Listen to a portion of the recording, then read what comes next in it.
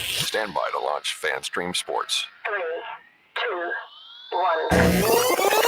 1. Let's start. Hello, sports fans. Welcome to FanStream Sports. Nothing but pure sports. This is the JP Show. JP, it's so good to hear you back on the air. Stand by. Now, here's JP. All right, a hearty good morning to you from our Tampa Bay studios here. Man, I've been traveling so much. It feels good to be back in the friendly confines here. Welcome to the JP Peterson Show, brought to you by Emerging Investigations, Tampa Bay's #1 private investigation agency. You can reach them at emerginginv.com. We got lots to get to today and an all-star lineup of guests.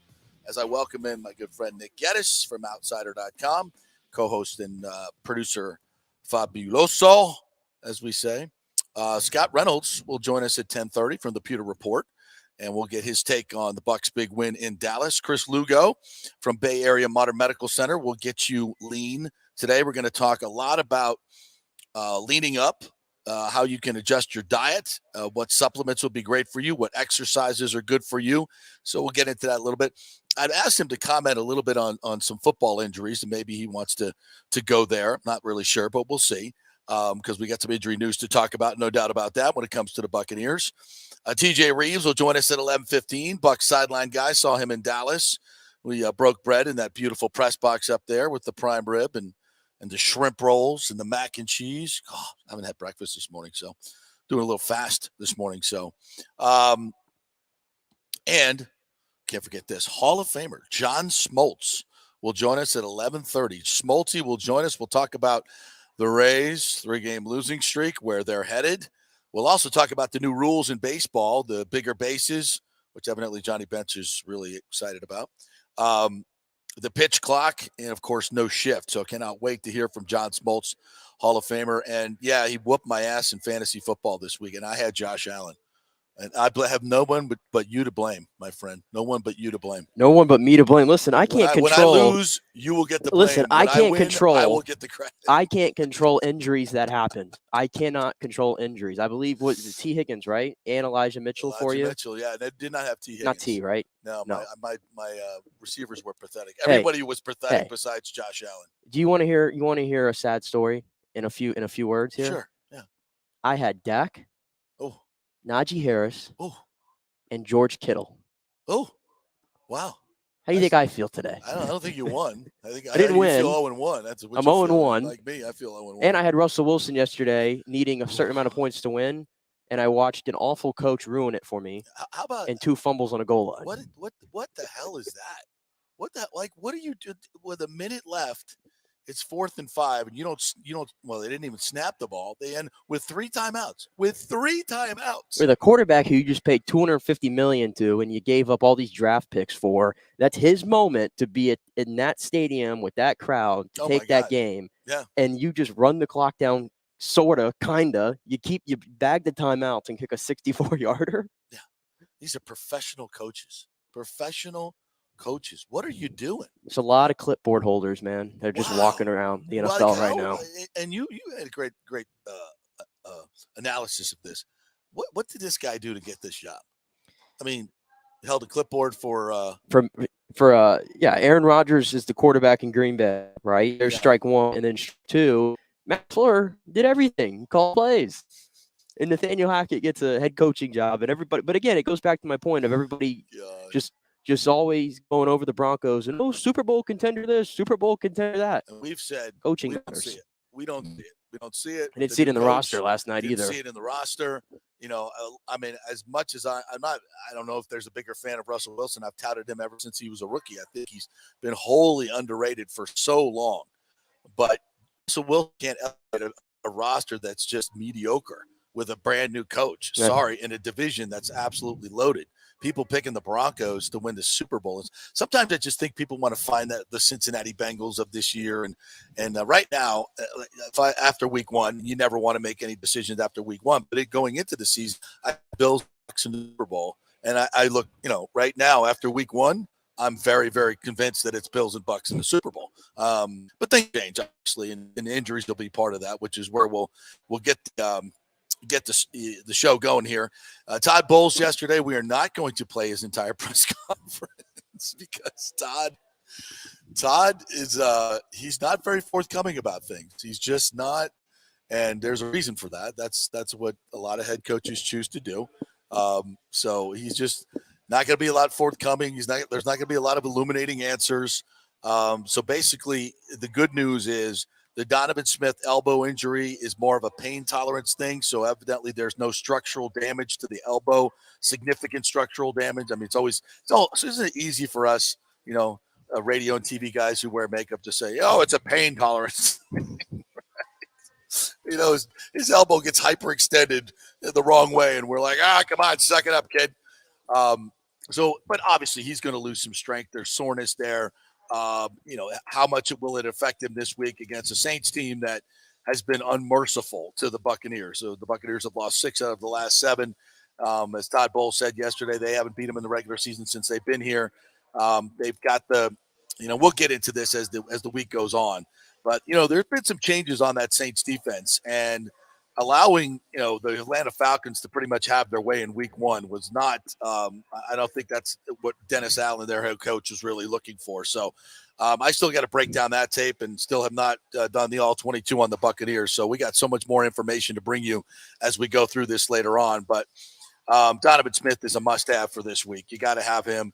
The Chris Godwin thing, thankfully, it's not a severe hamstring pull, nothing significant at this point. So the MRI, I guess, showed that it's much, nothing's been torn off the bone. There's not any significant swelling, I'm guessing, because they don't seem too concerned. But I still say, and I'll keep saying it, there was no reason to play Chris Godwin in that game. And, the score was 19-3. It should have been 31-10 at most. I mean, this wasn't even close. That was a domination.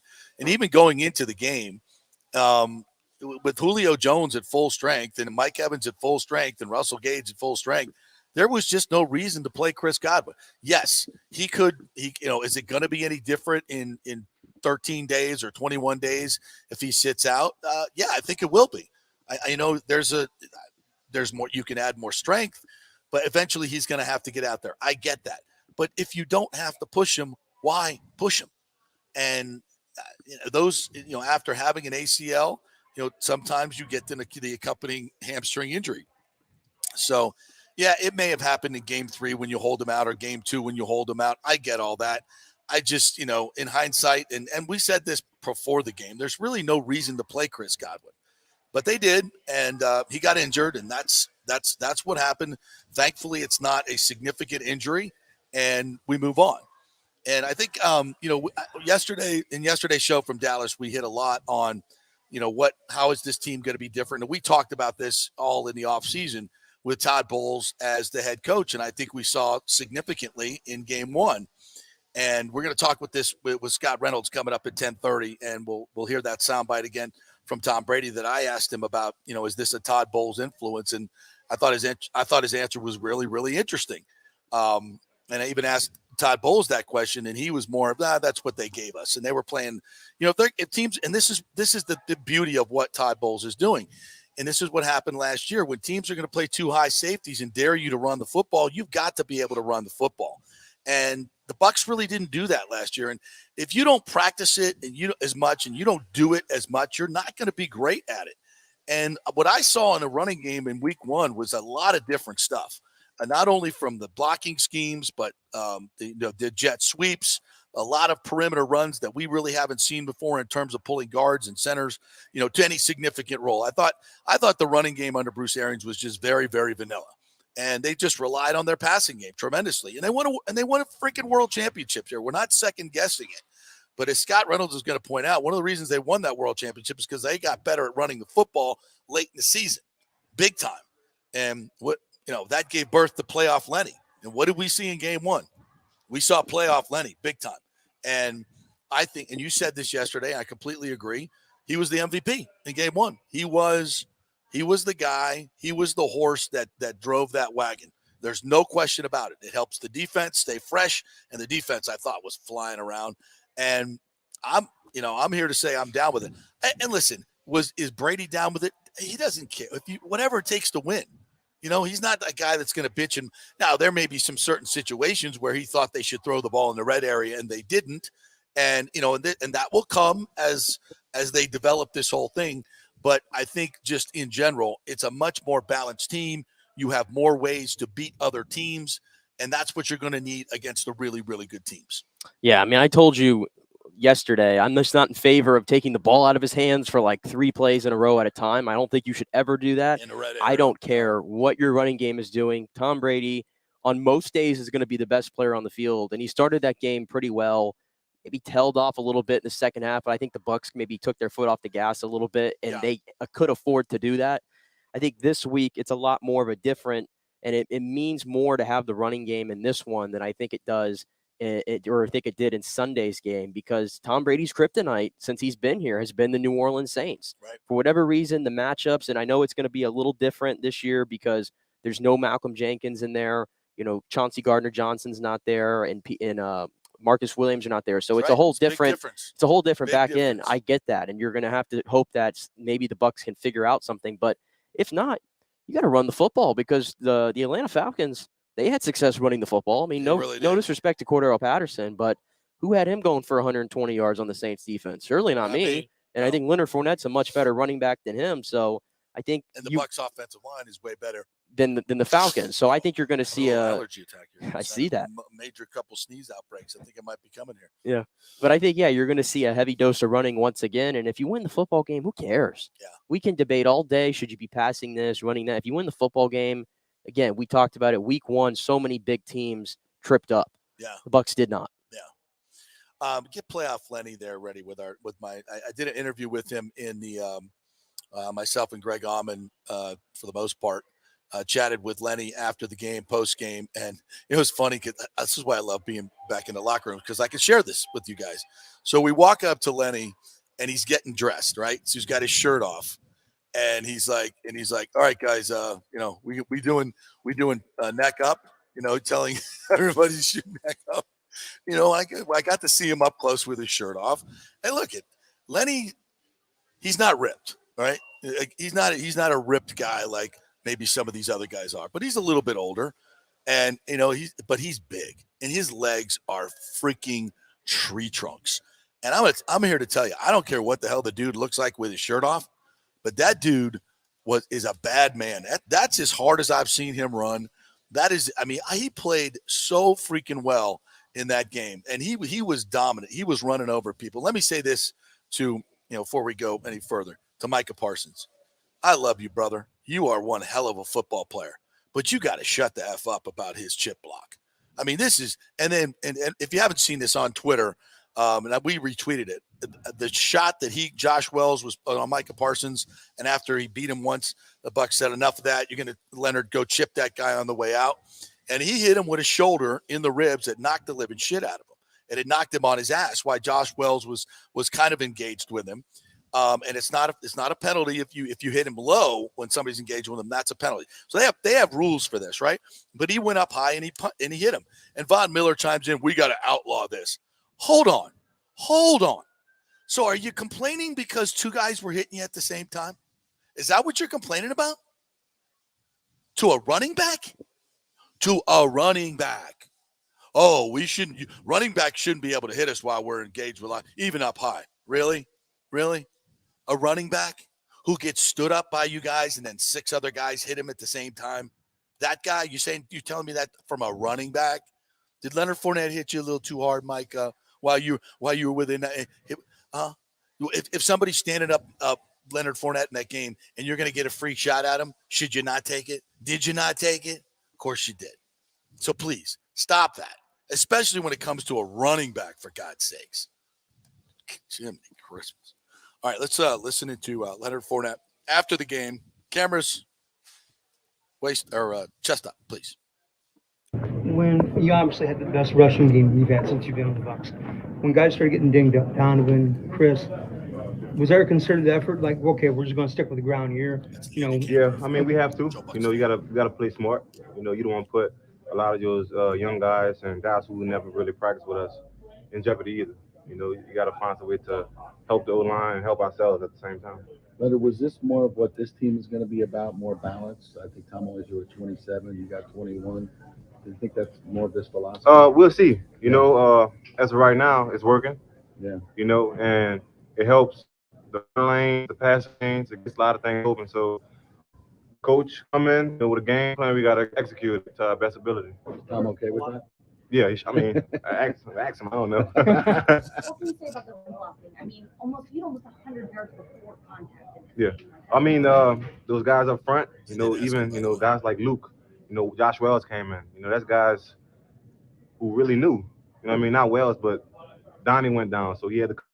So it shows you every player on our team has the ability to be a starter. And I'm proud of those guys. They gave me the Sunday night football game, but I gave it to the O-line. Cool. They did a great job, not just for me, but blocking for Tom. So I'm proud of them. They gave you the ball and you gave it to the O-line? Yeah. You had a burst there in the second half. I think you had like 12 yards, 9 yards, 17 yards, 3 straight carries. You guys haven't had many chances to really have sustained runs like that. How does that feel when you can get into a rhythm like that? I mean, hey, they call a play. You got to make it happen. Or they call your number, and that's what it is. And my job is to put us in the best position to win games. And that you tote it that much gives the defense a lot of rest, and they came out and played probably their best game in quite some time. Yeah, defense came out, made plenty of stops what we need. We got the ball. We have to finish. On the offense side, we have to get in the red zone. We have to score. We don't want to settle for 3. We need 6. And that's Leonard Fournette there. Was there more to that? No, that was the end there. It was about to fade out.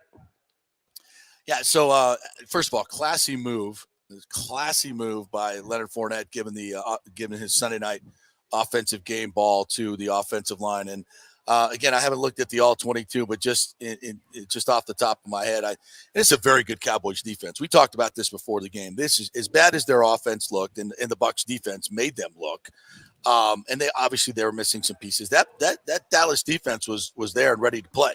And again, they did a great job in the red area against the Buccaneers. I'll hand them that. But for the most part, the Bucs did what they want to do for the most part offensively. It wasn't a perfect game, obviously. They only scored 19 points. I get it. They need to be better in the red area. But they ran the football at will on a very, very good Cowboys front seven. So that, to me, that when you can do that, you're telling the New Orleans Saints and you're telling everybody else in the league, how are you going to defend us? How are you going to defend us now? You've got to honor the run. And I think that offensive line, from what I saw, did a great job with their angles, with their pulling, pushing the pile. They did a really, really good job. I thought their pass blocking was not as good as it needs to be, obviously. But in the run game, Gadecki is a good run blocker. There's no question about that. Shaq Mason is an excellent, excellent run blocker. And when he gets out on a sweep, he looks like a freaking linebacker running out there. He's really, really athletic. So I think this is a more athletic offensive line with Hainsey. Pulling as well, looks very, very athletic. So this running game has a chance to be really, really excellent, and that's just going to do nothing but complement what the Bucs are doing. So I love to see it. I'll tell you else too, and we brought this up on the Thursday night game because what we saw with the Rams and their offensive line issues that nobody wanted to talk about. They only wanted to talk about the Bucs O-line. The Cowboys had Micah Parsons and DeMarcus Lawrence and a good front seven and all really that. Good front seven. I mean, outside of a couple plays, I know Michael Parsons, he was everywhere. I get that, but the Bucs were able to scheme away from him, and I think the blocking got better as the game went on. I mean, how many times did Tom get put on that? Twice, right? It wasn't to where it altered the game and it made the offense No, he didn't get. It wasn't that smack early on that takes him out of the game that we've seen. No, he took a couple of good hits, though. He even said on his podcast, I listened to the whole thing this morning, that, he woke up Monday morning and really, really felt it. And it was, to the point where he's like, golly, man, I took some hits last night. He's really said, I'm sore. I'm scraped. He goes, it's, and you could just hear it in his voice. And by the way, I know Ian Rappaport came out with, breaking news. This is Tom's last year. He's dealing with, family issue. Okay. We had that 2 weeks ago, but thank you. It's his last year. He's not playing after this year, folks. This is his last year. And I don't know if you guys saw this, but I went down to the tunnel, and I think they showed it on the broadcast as well. I went down to the tunnel. We weren't quite allowed to go onto the field yet. And you could just see Brady lingering and talking with all the younger players. And there was it was like a wedding. It was like the greeting line coming into a wedding. I mean, everybody, all these players are just waiting in line to get a word with Tom, get a picture with Tom. Everybody knows this is his last year. He didn't want to say it, in a declarative way and have it be this farewell tour. But de facto, this is his last year, and that's just fine. So we know it. Everybody else knows it, and enjoy it, man. Enjoy it. And if he's not, maybe he's not going to throw for 5,000 yards this year. Who cares? Who cares? If the Bucs are winning football games 24-10, he's not going to care. He is not going to care one bit. Yeah. Especially after week 1 where he took a few hits. And look, he's going against the Saints team where he knows he's going to get hit. And at this point, you can hear it in his voice in the podcast. We're going to play a little bit of it later on. He's like, man, I'm 45 years old. I can't take these hits. And by the way, this was the first time I really got to see him in civilian clothes, up close and personal. And my God, I would probably say he's probably dropped 10 to 15 pounds. I would say right now, guessing his weight, especially after seeing him in the bathroom, thanks to Giselle and the underwear ad, he's lean. He's really lean. But I would say he's probably 210, 215. And he's pretty much played most of his career at 225. I would maybe even less. He looks very, very thin in the face, everywhere. He's just noticeably thinner. Yeah, a lot of people going after, like, is Tom healthy? Like, is he okay? Is he good? And I'm like, I think so. I mean, I tell you what, all that matters to me is football, and the zip is there, folks. The zip is undoubtedly there, and that's all that matters. Anybody thinking that, and we saw that. I tweeted that out. That throw to the first dig route to Evans, right between the 1 and the 3, for about a 25-yard, total distance throw that on a freaking frozen road. Yeah. By the way, speaking of Mike Evans, I just wanted to point this out here because I'm always going to take a moment every chance I get to highlight Mike Evans. We know the greatness of Mike Evans. 8 consecutive 1,000-yard seasons. The guy still doesn't get his due in the mainstream, in my opinion. He never does. He's always passed over, never brought up in those conversations. No. He was fantastic the other night, and I'm seeing clips going around yesterday, of clips going around today, of all these guys who sit down religiously and study the all-22s and putting all these clips out of his route running.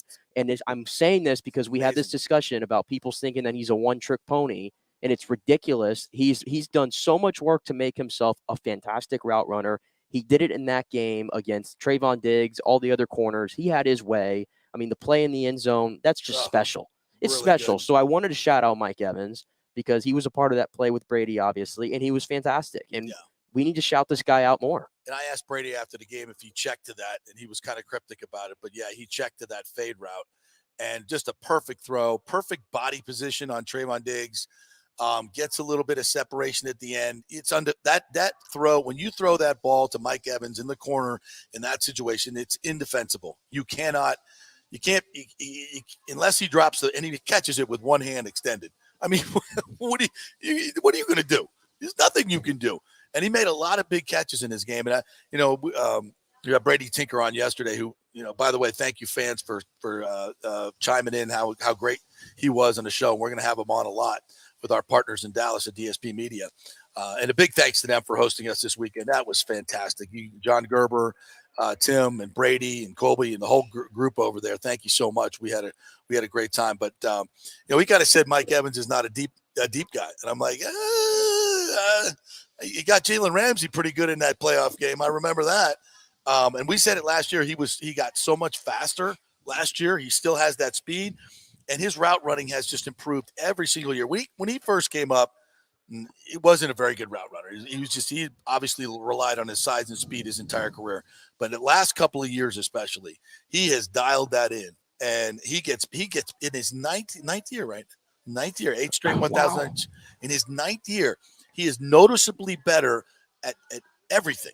And that's just hats off. We have to keep in mind, and this is a good lesson to everybody out there. I mean, you got to let guys develop and take time because Mike Evans, he played 1 year of high school football. That's right. He played 1 year of high school football, and then he was thrown into Texas A&M and becomes, second receiver or whatever off the board in the 2014 draft. Right. So you have to think about it. How many years has he really played football? He had to learn on the go in the biggest of stages, the SEC, the NFL, and it's one of those things. Remember the second year he was in the league, he couldn't stop dropping the ball. Yeah. Remember that was the thing? Yeah. He led the league in drops. I hardly see him drop passes anymore. I mean, it just goes into his full development. He's a much better receiver now at 28, 29, whatever it is, than he was at 23, 24, 25. And I've always said Godwin is the I think the best all around receiver we have. Mike's pushing him now. I think Mike's he might be pushing him now. All right, before we get to Scott Reynolds, quick word on the Rays. They have now dropped 3 in a row. It's concerning. Their offense is, as we've said, they had a nice little August there where they been hitting the ball, and now as they face better competition and better pitching, they've kind of gone into a little bit of a funk again, hitting. Only scored 2 runs last night, and Bo Bichette got him late in the game off Jason Adam, who's been nothing short of perfect. But this was a game where you're heading for a 2-1 win. You got some good relievers left in there, but the heart of the lineup coming in, and Adam, got Springer and he got Vlad Guerrero with a runner on, and then 2 outs and a 1-2 count. I guess he stretched it out. The full count pitch, I think it was, but he threw a slider and did not slide. It did not slide, and this is what it sounded like, and it wasn't good for the Rays. Courtesy Valley Sports Center. And in the air to left field, well hit.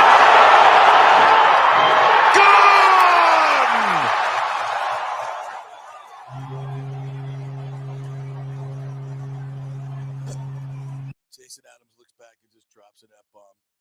Yeah, it barely made it over the wall, but it's home run. It was the Bo Bichette revenge game in the middle of a game because he got plunked in the head, if you recall, and he was hot. Yeah. He was hot after and then that. They plunked Mejia. And then he plunked Mejia. A little bit of bad blood now. A little bit of bad blood. Did you see the Jays managers yelling back at the Rays dugout, and Snyder and Cash yelling back too? So, I mean, this is what I love it though. I mean, this is, regardless of the result, this is September baseball, meaningful baseball in September. Meaningful baseball. And these are the games that you play for and you want to be a part of. And I'm lucky. The Rays are very fortunate to be a part of this every single year. But I just like to see them win the games. Obviously, I mean, the offense, like you said, I mean, they scored like 4 or 5 runs in the last 3 games, and we didn't even talk about the Yankee series. Disappointing. Yeah. I went immediately from thinking we had a shot at the division to now we got to hold on to the wild card because before you know it, now we're 3rd in the wild card. Yeah, Kluber and Patino were not good. No, not good at all. I mean, but they get 6 outs combined. I mean, just awful. Yeah, it's so funny because before the Yankee series, we're just like, oh, the Rays are red hot. They're looking good. They've got everything you need, blah, blah, blah, blah, blah, blah. And just, within, a week, 5 days later, we're like, we're holding on for dear life. Yeah. Holding on for dear life, and it doesn't look good. So the baseball could change. John Smoltz coming up at 11:30. He will join us, and we'll get into the Rays as well. Do we have time for a little bit of Kevin Cash here? Yeah, give me a little bit of cash from last night, courtesy of Valley Sports Sun. After the 3-2 loss, 3rd loss in a row. All right, we'll start with the end there. Bichette just kind of got enough of that slider to carry it out off Jason. Yeah, off the bat, I wasn't sure. I knew it was going to get real close, and it went a little too far than what we would like. But look, you're coming off, I think the guy was just named Player of the Week. Obviously swinging the bat well, and he got us. Not easy pitching with such little margin for error. I'd imagine you guys were hoping for a little bit more offensively today from the lineup. Yeah, we got to start to get some things going offensively. We're fully capable of doing that. I thought Barrios pitched well, but I'd like to think that we can have some better at-bats early on, try to find a way to put some more pressure on whoever's out on the mound. Jason's been so good for you. I'm sure that anytime it doesn't go well, you just surprised. It's so uncharacteristic. Yeah, that's fair. He sets the bar pretty high, but it happens. To get those first 2 guys out that he got out, right? That's a pretty tough trio to run through. Yeah, they're a good lineup. Very good lineup. They got the ability to hit the ball the other way. They got the ability to hit the ball out of the ballpark, and that's what he did. Happy with the way you guys got to that situation? Chris Well probably gave you what you were looking for. He did a nice job. Really nice job. Sinking it. Big sweeping breaking ball. Didn't seem like, they didn't make their adjustment until the second time through, and then Shaggy at the moment came in. I thought got the biggest outs of the game, but it just didn't turn out that way. Did they end up issuing warnings? Yeah. Okay with that, or I don't care. Yeah. I guess just going back to Jason for a second, Yeah. you feel like it was a pitch location or just? I actually thought Bichette went down and got it, so it might not have been that bad of a pitch. I haven't gone back and looked at it, but it looked like he was out front. He's a strong guy, and things are going his way. Knocked it to the deep part of the ballpark. Gotcha. And then just a third loss in a row. I know you guys have been resilient all year. I assume you'll expect to see that tomorrow. We will bounce back.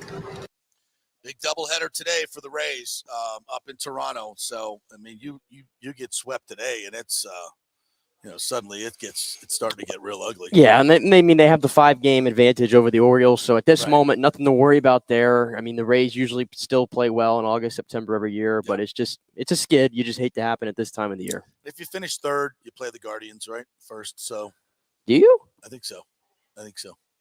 Well, the Guardians have no business being in the playoffs anyway. It's ridiculous. Yeah. So, but they will anyway. We'll zero in on that with John Smoltz at 11:30. All right, quick break. We are brought to you by, in our first hour, Emerging Investigations. So if you are an insurance adjuster and you need some work done on insurance fraud, it's one of their top things that they do. EmergingINV.com is the website. EmergingINV.com is the website. If you feel like your spouse is cheating, they can call them for that as well. It's a free call. So find out how they do it, what they do, what it'll cost. They'll be happy to have a nice conversation with you if you have some concerns. That's emerginginv.com. Go to the website, get all their contact information. Scott Reynolds, Pewter Report, coming up next. Stay with us. Guys, let me tell you about Bay Area Modern Medical Center. Are you experiencing low sex drive, fatigue, hot flashes, moodiness, and you just don't feel like you have the vitality you once had? You're not just getting old, it's likely low testosterone. Studies over the last 20 years show a shocking decline in younger males aged 16 to 39. Older men have seen a sharp decline as well. Do something about it. Go see my friend Christopher Lugo at Bay Area Modern Medicine. Testosterone replacement is not a frivolous treatment. It takes a professional, targeted approach that focuses on total body wellness, vitality, and emotional stability.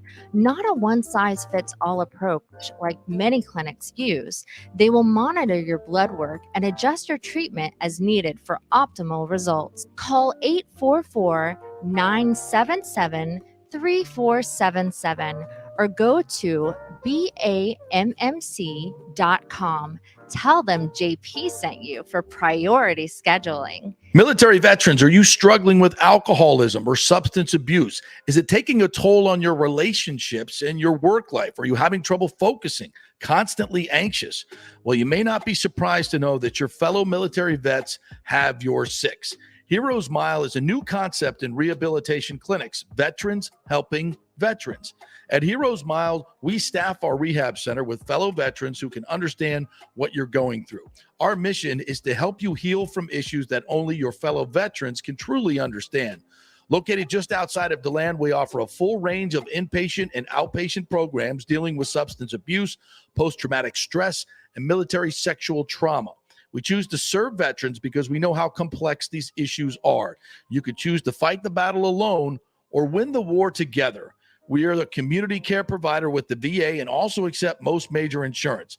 At Heroes Mile Rehabilitation Center, we have your six. Go to heroesmile.com or call 888-VET-NOW-2. That's heroesmile.com or call 888-VET-NOW-2. Attention, if you are home shopping or looking for a refinance, and even if you already have the approval letter, you must call my man Scott Fitzgerald at American Mortgage Services. Scott has a brand new program available in the greater Tampa Bay area called the Community Advantage Loan Program. Get this, no money down, no mortgage insurance, no points, no origination fee, purchase or refinance, and loan amounts up to $647,000. Now, there are some application requirements. It must be a single-family home, 1 unit, primary residence, and have a minimum 640 credit score. The program only applies to certain neighborhoods, so you have to call to find out if you qualify. So call Scott Fitzgerald at 813-294-7595 or email him at scott@amstampa.com. Now, even if you don't qualify for that program, Scott will shop your loan around, get you the best rates, and won't charge you the huge upfront fees. And if you've had issues with your bank calling you back, Scott will return calls immediately or at least the same day.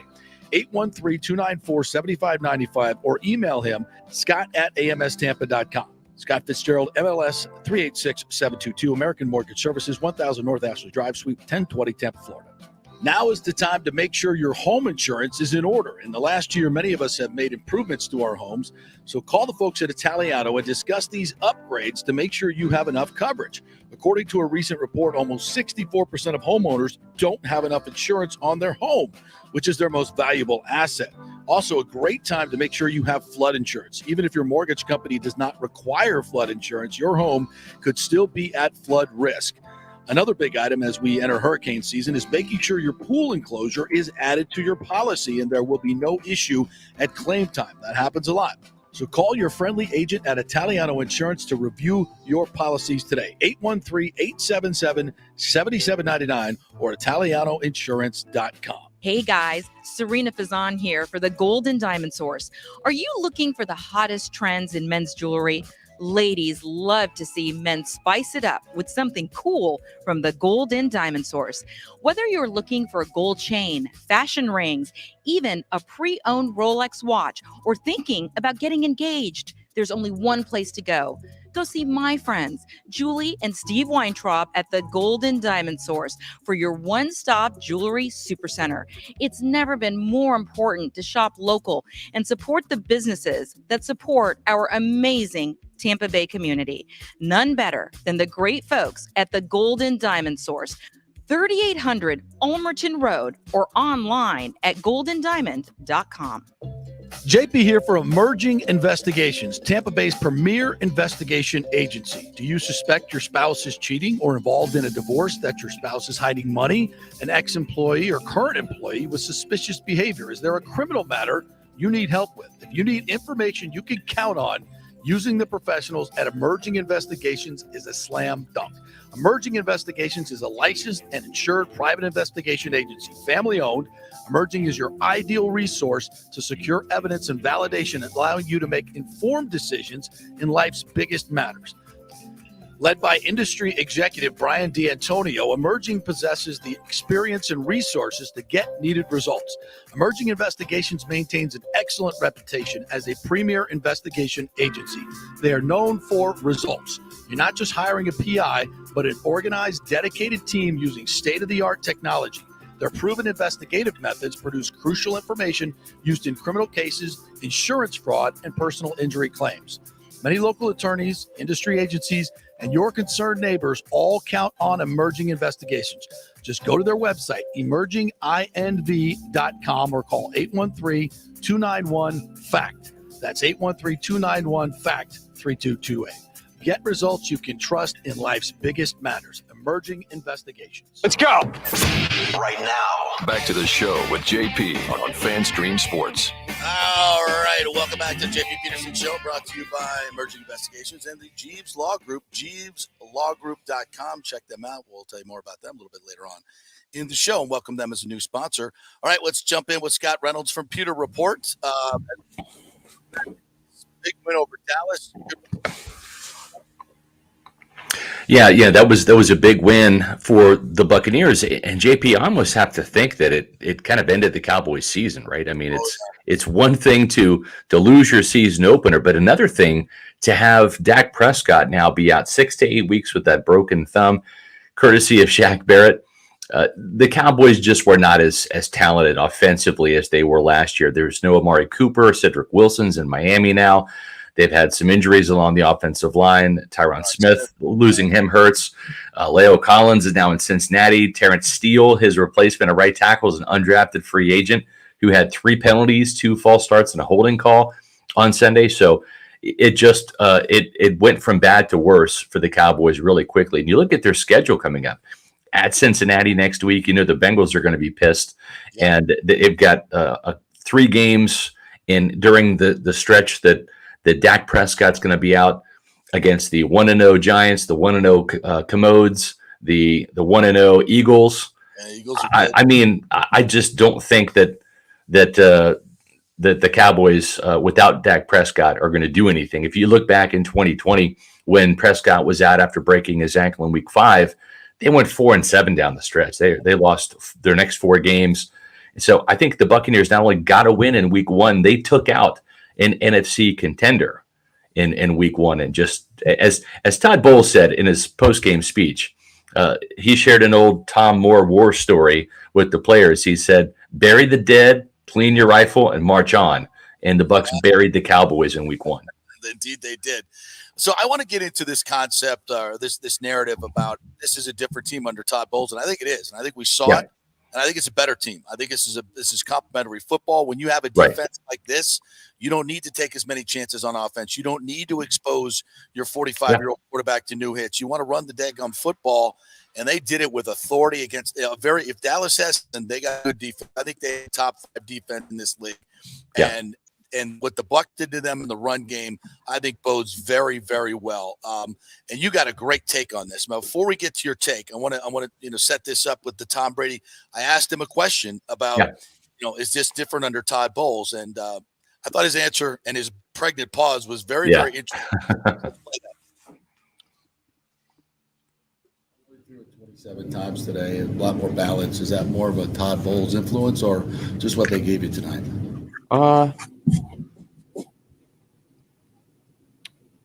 Not sure. Yeah, I mean, look, I think we'd love to throw the ball and less and control the game and run the ball and play great defense and get turnovers and don't turn it over and score in the red area. I think, we did a decent job, moving the ball. We just couldn't quite get it in the end zone. And, I think there's a lot of things to clean up. Communication stuff, we got to be on the same page, which we were in some areas, but other areas we really weren't. So, what do you make of the pregnant pause there? And what do you? I mean, obviously he's on board with this, but I think it's a work in progress. Yeah. Well, what he's talking about with the communication is the new players. It's Russell Gage, Julio Jones. They have to, because there's so many option routes in this passing game, they've got to see the defense the same way that Brady does. And what makes Bruce Arians' offense so explosive from a passing game standpoint is it's not static, it's fluid. So if the Buccaneers are coming out and they're running a particular passing concept that features some vertical routes, some deep shots, whatever, the receivers literally off the snap have to read, am I playing man coverage or zone? And they've got to see it the same way Tom Brady does. And they have to make the same read. And that's why you saw Brady in that very, first game against the Saints throw a couple of interceptions back in week 1 in 2020, because he was not on the same page. That's why you saw Mike Evans stop and you saw the pass sail over his head, or maybe it was Chris Godwin for an easy interception for New Orleans back in week 1. And you're going to see some of that with Russell Gage and Julio Jones until they're on the same page. Same thing with Cade Otton, this rookie tight end that they really like too. Didn't get many opportunities in the passing game. He's mostly used as a running in the running game as a blocker. But that's where the communication is that Brady's talking about. Also, you got a rookie running back who's used in the passing game in Rashad White, and you've got some offensive linemen who are brand new in front of him. Shaq Mason, who played with him, but this is a different scheme. He's got to learn the Bucs way of doing things up front. And, of course, Robert Hainsey, the center, who has to be on the same page with Brady and making those line calls. And of course, the rookie left guard, Luke Gedeke. So that's what Brady's talking about from a communication standpoint. You could see he was still pissed about the red zone woes down there. This was 19-3. If 2 of those red zone opportunities are touchdowns rather than field goals, right? That's 4 extra points twice that you're getting. So add on 8 points.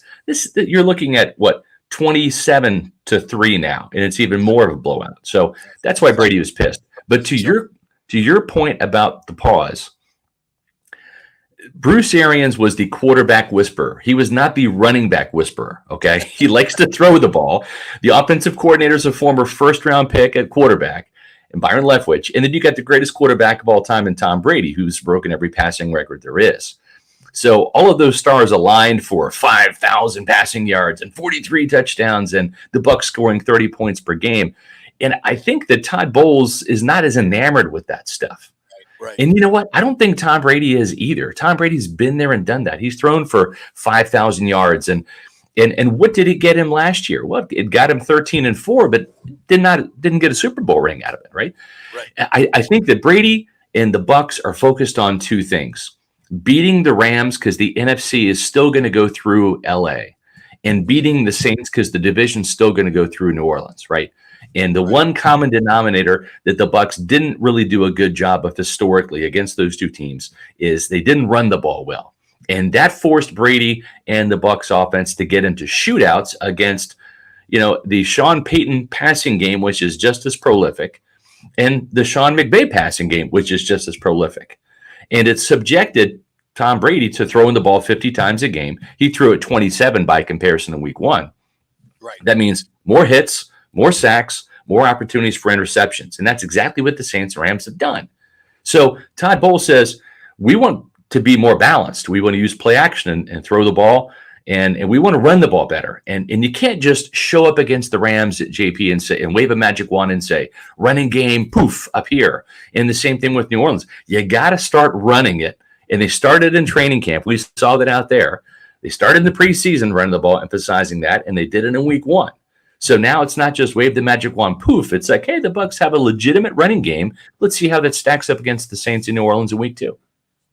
So what did you think of the defensive performance? I know given what Dallas was lacking, I still thought that this team, and I talked to Levante David afterwards, and he could not underscore more how together they played, how the communication was fantastic. And we talked, the continuity is there. A lot of these guys played in this defense for a long time, and continuity wins in this league. And you saw a team that played great team defense against a team that was missing some pieces. I get it, but also was the number 1 offense in football last year.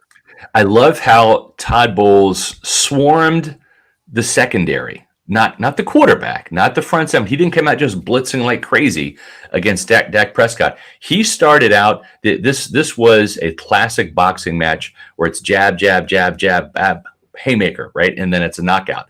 That's what happened in this game. Todd Bowles didn't come out like Mike Tyson and just, beat you 30 seconds in there by throwing some roundhouse rights and all of those. This was a tactical, we're gonna take this 5 or 6 rounds, and then I'm gonna finish you off with some body blows and some jabs. And that's what Todd Bowles did. He said, the only weapon we have to worry about really is CeeDee Lamb. Dalton Schultz, get your 7 catches for 62 yards. Who cares? But we're going to take away the run. The Cowboys, while Ezekiel Elliott did get some first quarter runs, they made some adjustments, took him away. They held the Cowboys to 71 yards rushing. That's a win. Back in 2020, when the Bucs had one of the best run defenses of all time, they only allowed an average of 74 yards per game on the ground. And so this is still under that mark.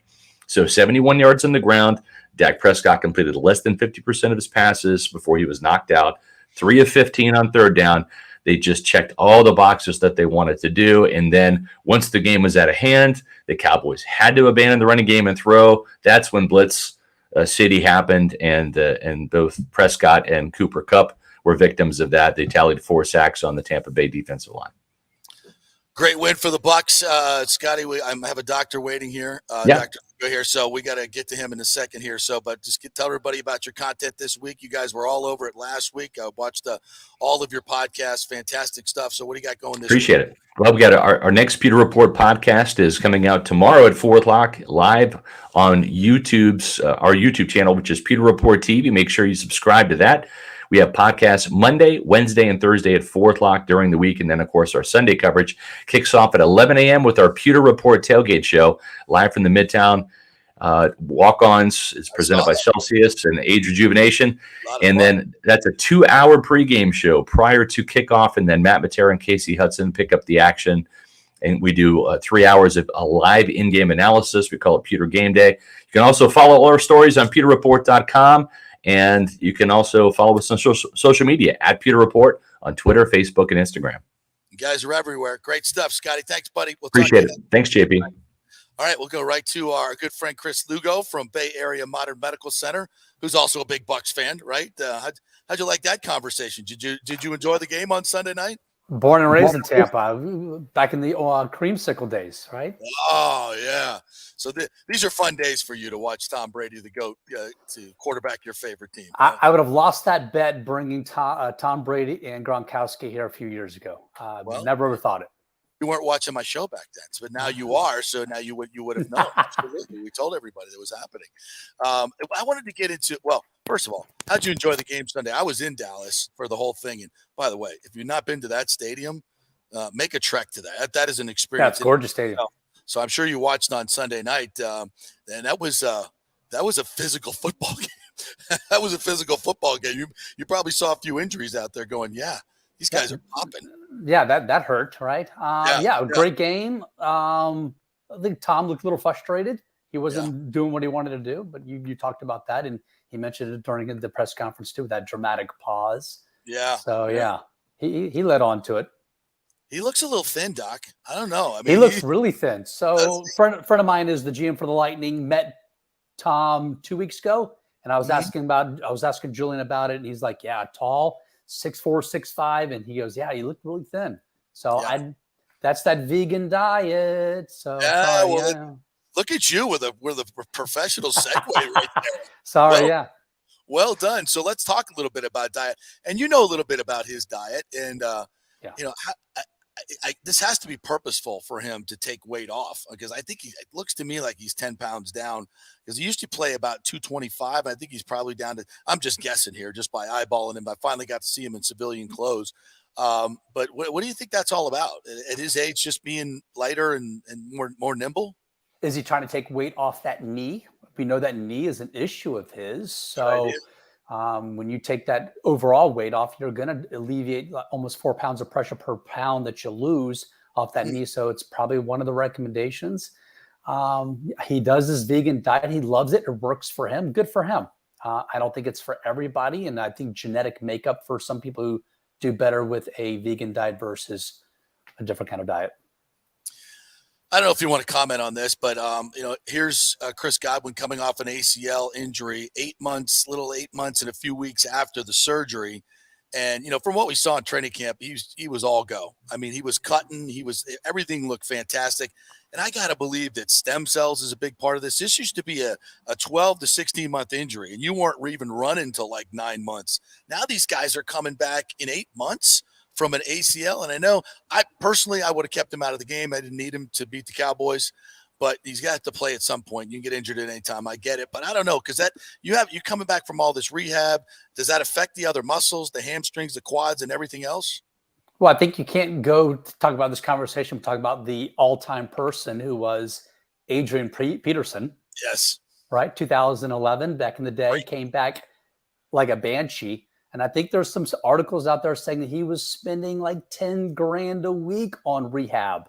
Wow. So that was insane. I mean, this guy came back fast and furious, and I guarantee he was living through modern chemistry coming back, stem cells, growth hormone.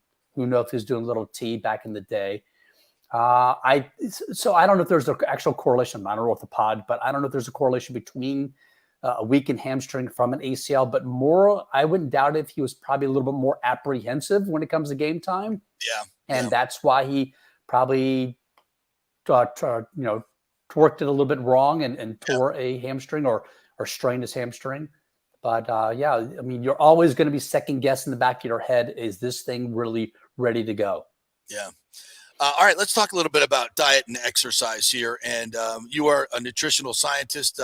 You can tell the folks a little bit about your credentials, and there's so much out there these days when you're trying to lean up and exercise, or some people are trying to bulk up, and our food supply is, compromised at best, right? So give us the folks, if they want to lean up, what are you? We're not going to go all vegan avocado diet like Tom, right? I don't think we can do that. But what are some of the recommendations? So my background from University of Florida, my bachelor's was in nutritional science. So I like to think I have a little bit more extra edge on some other providers out there. It depends on your goals. If your goal is to be lean, then you want to do more intermittent fasting. And this day and age, I tell my clients, hey, look, I'd rather tell you when to eat than what to eat, as long as it's real food. So if you want to be a Tom Brady, if you want to be a vegan, if you want to be a carnivore, nose to tail carnivore, if you want to be a paleo, a keto, a Whole30, it's all real food. Now, if your goal is to put on weight, then you're going to go a little old school bro science, and you're going to do those smaller, more frequent meals. Okay. All right. So I got two 14-year-old boys at home right now who they're all about trying to gain weight because they're freshmen at Jesuit right now. So they're all bulking up. But it depends on goals. Like, so right now I'm prepping for an ACFT for the Army right now. My goals are different right now. I'm training more, doing more weights right now, and I'm eating more often right now. As soon as this ACFT is done in November, I will go back to intermittent fasting to stay lean. I'll be fasting 16, 18 hours a day. And people like to look at me like I'm on crack when I tell them this, but I'm like, yo, your genes are 10,000 years old. You're built to fast. Our ancestors back in the day were not eating multiple times a day. They were lucky to eat multiple times in a week. But when they killed that animal, they ate the whole damn thing, right? They were cyclic keto is what they were. So you're built for that. But people claim that they can't fast. But I got to talk them through it.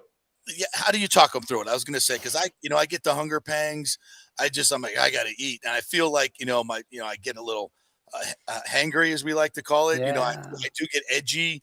You don't want to be around me when I'm hungry. I just get edgy, and I want to eat. It's hard for me to fast. Give me some help there. The tidbits are going to be stay away from processed carbohydrates. Stay away from that rice, that potatoes, that pasta, that bread. Look, I'm Cuban Italian, for God's sake. I love palmilla steak and black beans and rice. My birthday's in a couple months, and that's what I will be eating. But it's not something I'm eating on a regular basis. Staying away from cereals, staying away from chips, staying away from sugary drinks. The less you eat carbohydrates, the less hungry you're going to feel or hangry you're going to get. And the sugary drinks, when you're ingesting calories via drinks, that's the easiest way to put on weight. So whether it be a Coke, Pepsi, Mountain Dew, or a beer or alcohol, that's the easiest way. Yeah, wine I know is a big one too. Huge. Yeah, and so a water intake, right? You get up in the morning. Is it okay to have just black coffee if you're fasting and lots of water? Can you do water and lemon? I like water and lemon just to give it a little bit of flavor. Is that good? Yeah, because there's no calories inside that lemon. But anytime you ingest a carbohydrate, a protein molecule, a fat molecule, then you've broken your fast technically. So black coffee is the easiest way to do it. If you got to kickstart your heart with a little caffeine, have at it. If you can do just water and a little lemon squeeze in there, have at it. But those are the easiest way. And if you really are really jonesing for caffeine, you don't like coffee, hell, I'd rather you do a Celsius. There's no really calories in there. It's the lesser of two evils. Oh, I like Celsius. Pewter Report sponsored by Celsius. Celsius, you need to sponsor us as well. Chris Lugo from Bay Area Modern Medical Center here. I know you mentioned your workouts, and a lot of guys don't know where to start when it happens, when they're trying to cut weight or what have you. Is there a you guys personal? You look at the person, where they are now, what they're capable of doing, but just generally, how much exercise, what types of exercise do you recommend? Weight train. Oh, and weight train. Yes. I love weight training. Weight training is where it's at. This is not 1980s. This is not Jane Fonda. This is not about jazzercise and doing cardio. That's old school. Look, Nick's not old and he's looking down, but as we're getting older, Nick, you should be paying attention to this. You're going to start losing lean muscle mass. You're going to start losing bone strength. Osteopenia then leads to osteoporosis. As you and I, JP, are getting older, we've got to worry about that stuff. There's a good stat out there really quickly. And I don't know if I mentioned this before, but 65 years old, if you fracture a femur, you fracture a hip or older, there's a good 40 to 50% chance you're dead in 1 year. That's huge. Dead in 1 year. Okay. And if you're alive, you make that past that 1 year, you're in very poor health after that. So strength training is really huge. So weight loss in my practice, I tell my ladies and my guys, I don't care about you walking. I don't care about you running. I want you strength training at least 3 days a week. Yes, I want you putting up some weights because it's important. And you're going to look sexier in the mirror. You're going to look better in the mirror. Don't worry about getting big and bulky. You're not going to get big and bulky. But strength training is huge. And so when you say strength training, it doesn't necessarily mean, got to go out and bench 225, right? No. I know TB12, Tom's big on the power bands, any type of resistance, right? It doesn't have to be a 60-pound dumbbell that you use, but you got it. Shouldn't. Right? Yeah, it's all about resistance training. So either with bands or with dumbbells or with barbells, some kind of, or get in the machines. But get a trainer if you're not comfortable yet. Get a trainer, and then get comfortable. Then you get your routine down, and then you can do it yourself. So if somebody comes to you for a weight loss, I know you got a special going on your weight loss right now. Take us through the process. How do you do it? Well, I got to find out what they've done before. I don't want to keep on stepping that same pile of crap that they've done already. So I don't want to reinvent the wheel. So what have you done? What have you failed in the past? what's worked, what hasn't worked. Phentermine, the Jay Garcia diet's been out for decades. I utilize them. Not a big fan of them, but I'll utilize those medicines for the first 2 to 3 weeks to introduce someone to intermittent fasting. I'll change up their diet, what they're eating, if they're consuming processed carbohydrates. Stay away from that stuff. Chronic inflammation leads to chronic disease in the human body. And the less we can see, the less inflammation we have, the better off we're going to be. And then just getting rid of that old school bro science, smaller, more frequent meals. That's not your goal. Your goal is not to put on weight, but your goal is to lean out. So a little bit less caloric restriction. All right. Last thing.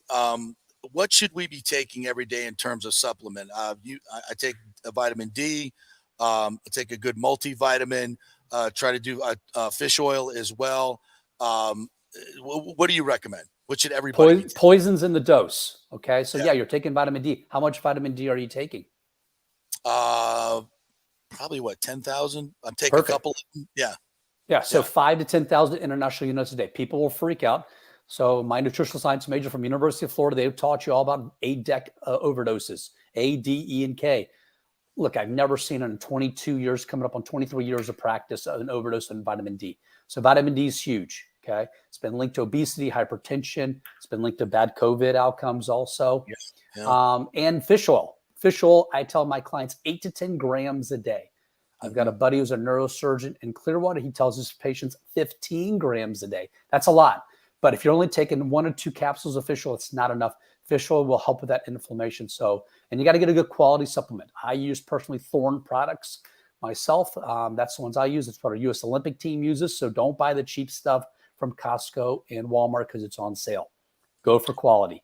What do you have any brands that you use? Thorne. I use Thorne myself. Thorne? Thorne with an E on the end, yes. Thorne. And can you get it anywhere? Or do you buy that online? I can send you a link.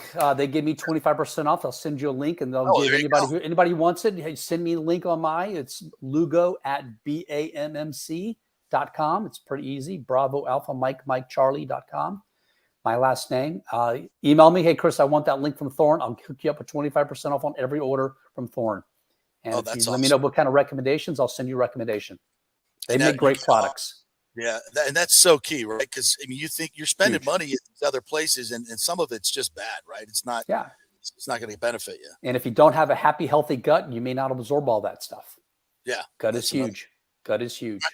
We'll get into that next time we definitely. Chat. Great stuff, Chris. Before you go, tell everybody how they can get in touch with you. And I know you're always great about making time for everybody and making appointments at just about any time. So tell them all about it. Yeah, definitely. The best way to get a hold of me is go to the website, bammc.com. You can book an appointment right there. Call the office, 844-789-2266 or 844-789-BAM. Call the office, or best way is just to go online and you can see all the services that we offer and book an appointment. All right, Chris, great stuff, my friend. Really appreciate Thanks, you guys. and helping out the folks, and we'll get that out on social media as well. I'll give you an email. You get 25% off because you got to get the good stuff, or you're wasting your time and your money. You're wasting your time. Yeah. Thanks, partner. Go Bucs. Thanks, JP. Thanks, Nick. Appreciate it. Talk to you guys later. Yep. Thank you very much. All right, we'll take a quick break. A big 11 o'clock hour coming up. TJ Rives is going to join us at 11:15. And then John Smoltz, Baseball Hall of Famer, is going to join us at 11:30. We're going to talk about the new rules in Major League Baseball. And, of course, the Rays as well, who are not doing too well right now. Big day for them with a doubleheader. Stay with us. Attention, if you are home shopping or looking for a refinance, and even if you already have the approval letter, you must call my man Scott Fitzgerald at American Mortgage Services. Scott has a brand new program available in the greater Tampa Bay area called the Community Advantage Loan Program. Get this, no money down, no mortgage insurance, no points, no origination fee, purchase or refinance, and loan amounts up to $647,000. Now, there are some application requirements. It must be a single-family home, 1 unit, primary residence, and have a minimum 640 credit score. The program only applies to certain neighborhoods, so you have to call to find out if you qualify. So call Scott Fitzgerald at 813-294-7595 or email him at scott@amstampa.com. veterans.com. Now, even if you don't qualify for that program, Scott will shop your loan around, get you the best rates, and won't charge you the huge upfront fees. And if you've had issues with your bank calling you back, Scott will return calls immediately, or at least the same day. 813-294-7595, or email him, scott@amstampa.com. Scott Fitzgerald, MLS 386722, American Mortgage Services, 1000 North Ashley Drive, Suite 1020, Tampa, Florida. Military veterans, are you struggling with alcoholism or substance abuse? Is it taking a toll on your relationships and your work life? Are you having trouble focusing, constantly anxious? Well, you may not be surprised to know that your fellow military vets have your six. Heroes Mile is a new concept in rehabilitation clinics, veterans helping veterans. At Heroes Mile, we staff our rehab center with fellow veterans who can understand what you're going through. Our mission is to help you heal from issues that only your fellow veterans can truly understand. Located just outside of DeLand, we offer a full range of inpatient and outpatient programs dealing with substance abuse, post-traumatic stress, and military sexual trauma. We choose to serve veterans because we know how complex these issues are. You could choose to fight the battle alone or win the war together. We are the community care provider with the VA and also accept most major insurance. At Heroes Mile Rehabilitation Center, we have your six. Go to heroesmile.com or call 888-VET-NOW-2. That's heroesmile.com or call 888-VET-NOW-2. Guys, let me tell you about Bay Area Modern Medical Center. Are you experiencing low sex drive, fatigue, hot flashes, moodiness, and you just don't feel like you have the vitality you once had? You're not just getting old, it's likely low testosterone. Studies over the last 20 years show a shocking decline in younger males aged 16 to 39. Older men have seen a sharp decline as well. Do something about it. Go see my friend Christopher Lugo at Bay Area Modern Medicine. Testosterone replacement is not a frivolous treatment. It takes a professional, targeted approach that focuses on total body wellness, vitality, and emotional stability. Not a one-size-fits-all approach like many clinics use. They will monitor your blood work and adjust your treatment as needed for optimal results. Call 844-977-3477 or go to BAMMC.com. Tell them JP sent you for priority scheduling. Now is the time to make sure your home insurance is in order. In the last year, many of us have made improvements to our homes. So call the folks at Italiano and discuss these upgrades to make sure you have enough coverage. According to a recent report, almost 64% of homeowners don't have enough insurance on their home, which is their most valuable asset. Also, a great time to make sure you have flood insurance. Even if your mortgage company does not require flood insurance, your home could still be at flood risk. Another big item as we enter hurricane season is making sure your pool enclosure is added to your policy and there will be no issue at claim time. That happens a lot. So call your friendly agent at Italiano Insurance to review your policies today. 813-877-7799 or ItalianoInsurance.com. Hey guys, Serena Fazan here for the Gold and Diamond Source. Are you looking for the hottest trends in men's jewelry? Ladies love to see men spice it up with something cool from the Gold and Diamond Source. Whether you're looking for a gold chain, fashion rings, even a pre-owned Rolex watch, or thinking about getting engaged, there's only one place to go. Go see my friends, Julie and Steve Weintraub at the Gold and Diamond Source for your one-stop jewelry supercenter. It's never been more important to shop local and support the businesses that support our amazing Tampa Bay community. None better than the great folks at the Gold and Diamond Source, 3800 Ulmerton Road, or online at goldendiamond.com. Are you concerned your spouse might be cheating or want to locate a long-lost relative or love? Or a missing person and the police are not helping? An insurance adjuster who needs proof of injury. Hi, I'm Rachel D'Antonio from Tampa Bay's premier private investigation agency, Emerging Investigation. We have a proven track record of results. Local attorneys and insurance companies hire us to discover insurance fraud and crucial information in criminal cases. We can help in custody matters, and we devote a tremendous state-of-the-art technology and cutting-edge industry surveillance techniques to get you trusted results. Larger corporate agencies can be more expensive and do not offer the personal level of customer service and interaction that we pride ourselves on. We are a family-owned business. Our professional experience team includes my son, lead investigator Zach D'Antonio, a former collegiate athlete, and my daughter Emily, who leads our in-house investigations team.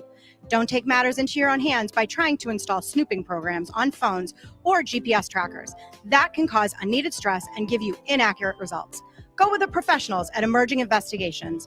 We have proven results and tremendous testimonials from our satisfied customers. Call for a free consultation and we can discuss how we can help. Peace of mind is as valuable as bad news. Just go to our website, emerginginv.com, or call 813-291-FACT. That's emerginginv.com. We're Emerging Investigations. We get results in life's biggest matters. Let's go.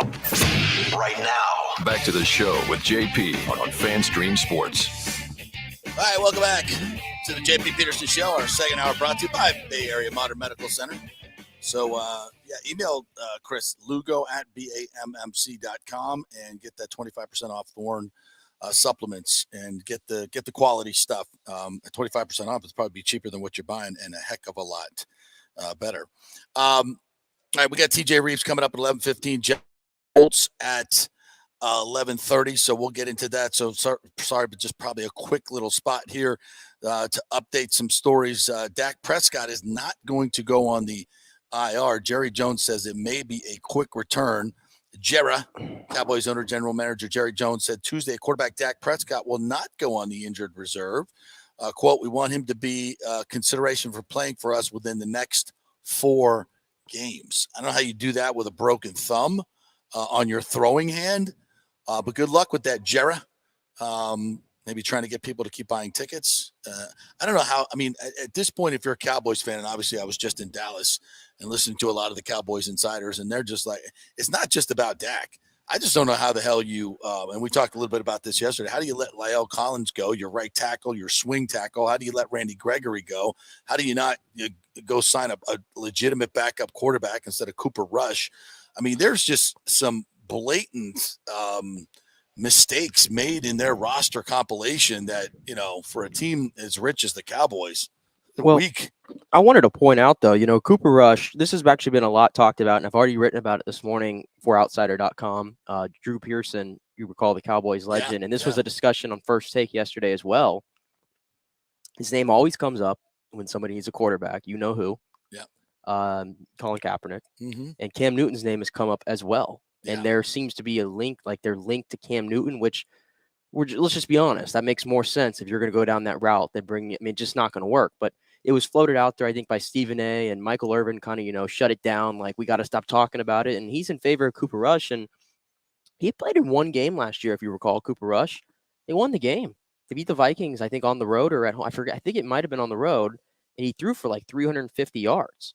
I mean, obviously he's no Dak, but I mean, he threw, and it's a different set of weapons. There's not much there now, but still there's something to go off of there. How long has he been there? How long has he been in this offense? I know a couple years. I know almost nothing about it. A couple years. I didn't very see him, accomplished college quarterback. I didn't see him play in that game, but if he threw for 350 against Minnesota and they won the game, you stick with him. Yeah, I think they're going to stick with him, honestly. And I think they got some better news on Dak's timeline. Instead of being 6 to 8 weeks, I think they said now it's 4 to 6 weeks.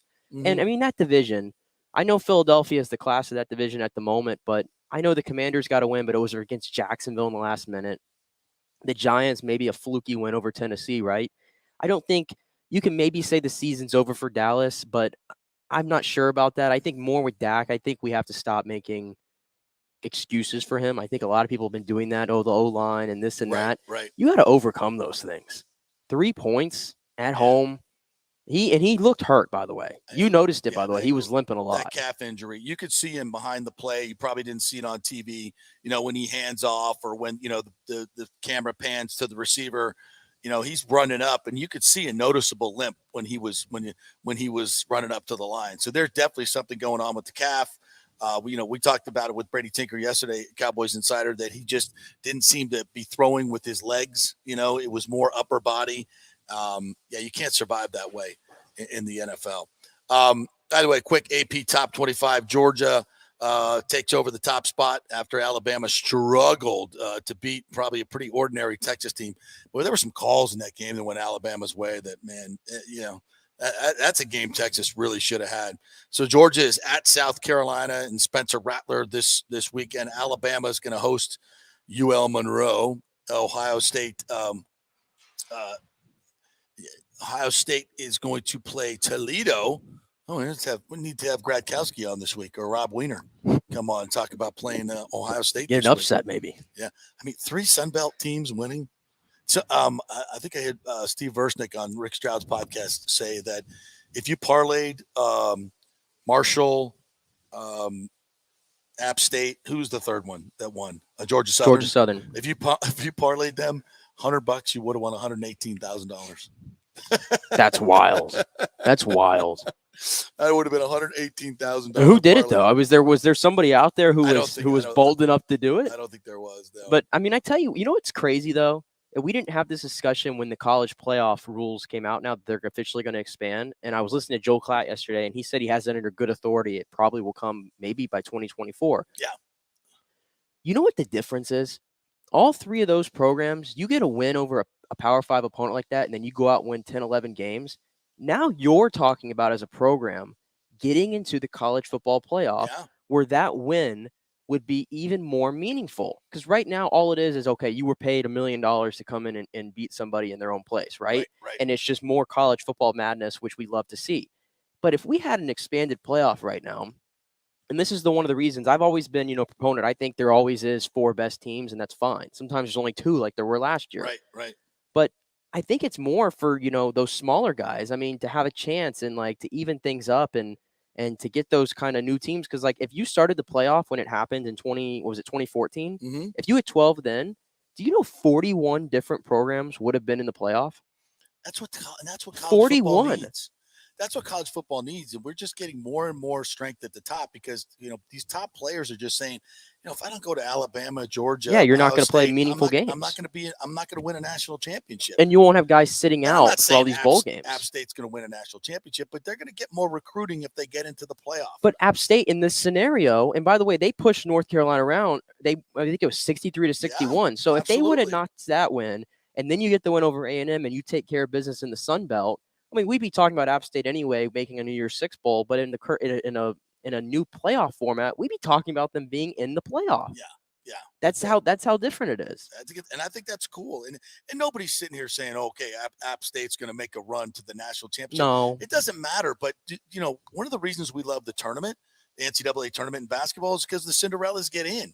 And maybe they maybe they knock somebody off in the first game, like Texas A&M. Right? Yeah. You say, oh, they'll never be Texas A&M. They just did. This stuff happens. UCF beat Auburn. If there was a playoff back then, UCF would have advanced in the playoff, having beaten a higher seeded Auburn during that team. Would they have run to the championship? I don't know. But at least we're talking about it. It adds excitement to the game. You don't have to win the national championship to have a great season. For many of these programs, just getting into the playoff game, getting into a conference championship game is going to be great for your program. It's going to move it forward. It's going to make it some money. And I'd argue, too, it might generate even more interest because I think a lot of people Of course it would. A lot of people looked at the Alabama-Georgia game last year in the national championship, and those were the 2 best teams. And in my opinion, hats off to you. That's just the way it went. They were the 2 best teams. But that national championship, the ratings were down from years past, right? And it's because you have 2 teams sitting in the South. It's the SEC. The SEC is already hated by the rest of the country. I think everybody else in America just said, I don't really want to watch that. That's just the SEC championship played over again. Yeah, it's getting boring. It's getting to a point where it's become almost passé to see these same teams in it. And you could sit there and say, well, Alabama's it's just a couple more games they're going to play and they're going to roll to a championship. Well, you probably would have said that about A&M. Yeah, but look what happened. And viewership to me would go up because if you're having a Georgia play, let's just say the 12th team, right? Or the group of 5 best team. Well, the rest of the country is going to be rooting so hard for that underdog because everybody loves the underdog story. It's the easiest one to tell. And so you're going to have the rest of the country kind of fixated on that game, I think, and rooting hardcore for the underdog. And so you're going to get more viewership, in my opinion, to where if Georgia goes out and just plays another SEC team. Absolutely, 100%. So, I mean, I've changed my tune on that completely because of what we saw this past weekend. And the other thing you have to remember, too, is that the coaching around college football now is so good. You look at App State. You look at Marshall. I mean, these coaches have all the modern methods now. They all these programs have the modern strength training methods. They have, of course, the big time programs have the advantage, but they have all the modern technique and modern coaching and film and everything else to compete with some of these players. If you're doing it well and you're coaching it up well and you're scheming it well and you're developing your players, you got a shot. You got a shot. There's so much talent out there. And that's why we need a bigger tent in college football, a bigger playoff. I've been talking about this for freaking 20 years. So Ohio State is third, followed by Michigan, who's got UConn this week. Clemson's got Louisiana Tech. Not a lot of great games in the top 10 here, folks. I hate to tell you. Oklahoma is at number 6. They'll play at Nebraska with no more Scott Frost. Yeah. By the way, how do you fire Scott Frost right now? And I believe they said if you wait till October, you save $8 million on his buyout. What are you doing, Nebraska? At that point, Trev Alberts, what are you doing? You've wasted a year. And if he was on that thin ice coming into the year, which we all knew it was, you should have fired him at the end of last year. How can you you're just wasting a year. You're wasting a recruiting cycle. But how could you just piss away $8 million? $8 million in your program. Because you just think, it's not, if we got to fire him eventually, we got to fire him now. What are you talking about? What are you talking about? $8 million? That's a ridiculous waste of money. And you're thumbing your nose at the players who you don't pay. Oh, stop that. That's crazy. USC is 7. They got Fresno State, which I think it'd be an interesting game. USC is a surprise. Okie State is at 8. Kentucky moves up to number 9 after their win over Florida, and Arkansas is number 10. All right, let's bring in our good friend TJ Rives, Bucs sideline guy, who I chatted with up there in Dallas in Jerry World, and we enjoyed that press box, that 5-star press box. And I don't know, as good as the prime rib was, TJ, and as good as the shrimp roll was, that mac and cheese with the crusting on top was just. It's all about the media food for you, apparently. Of course. AT&T Stadium. Good to be with you. I think you agree with me. Nick will learn this later in life. We'll go away for a lot less than $8 million. If they want to pay us to go away, JP, you and me, we'll go away for a lot less than $8 million. But how do you do that as an organization? Quick take from what I have been told. I've talked to a couple of national people, and I've talked to a couple. I've got a lawyer acquaintance of mine who is a humongous Nebraska fan and donor. It had become so toxic behind the scenes with him, and they did not want this whole week because they don't get to play Oklahoma that often, and that's their hated traditional rivalry for 80 years. And because they're in different conferences, they don't get to play them that often. They did not want this whole week to be about, are you firing him 6 minutes after the game, 37 minutes after the game? When are you firing him? They did not want chance of fire Frost like they had at the end of the game last Saturday to start before this game began this week. And Fox is going to be there for 2 hours with the big noon kickoff. And they didn't want the signs behind our boy Rob Stone and Reggie Bush and Urban Meyer saying fire Scott Frost the whole time. So to answer your question, while it seems ridiculous for the money, they've got donors, they've got money, they've got Big Ten ridiculous money. It was just, for them, it was, we have to do this, and we're going to go ahead and do it right now, regardless of the contract reducing on October 1st. Nick said, if it's that toxic, yes, three losses or whatever it's been this year, you should have done it before the season. Then, but it was a 3-9 year, and they gave him another opportunity, and they liked the recruiting class that he brought in, and it's just not translated. And he apparently, again, he's got to speak for himself. He apparently has been a porcupine behind the scenes. That's a polite way of putting it. So he expedited his own exit on the last couple of games here. Knowing probably he wanted to get the buyout. Maybe, but this is your alma mater, and this is what you're doing, and so I can understand. Horribly unethical. All right, let's talk a little bit about your experience. Yes. First of all, you've been in locker rooms in the last couple of years because you're that guy. I've not. So it's great to get back into a locker room and have a conversation with a player. Well, for the record, we've had to be creative up until this season. We've had to be creative the last couple of years and talk to them outside of the actual physical, go in the locker room, talk to them in a hallway, socially distanced. This is what we've had to operate around for the last 2 years. So that this preseason and that game the other night's the first time I could go in be right next to a player with the mic, etc. You got to experience the same thing. Now, I will say this. The music that was blaring, we're here for all the inside takes on FanStream JP. The music that was blaring before you guys were allowed in, I don't know if you could hear it through the wall or whatever, definitely did not have a PG rating. So we're getting ready to interview Devin White live on Buccaneers Radio, and I'm saying to my radio boss, Jeff Ryan, who you can hear that in the background. Do you want to come to me just yet or whatever? Because I'm not about to stop the party that was going on after the game. They finally turned the music down a little bit, etc. But that's just to your point that we got to be around the team in the locker room. Go ahead with what else there on that. Yeah, it was good. It was good because I got to chat with Leonard Fournette for a lot. You can get 3 or 4 questions in. It's just so much better and so much more personal. You get so much better stuff.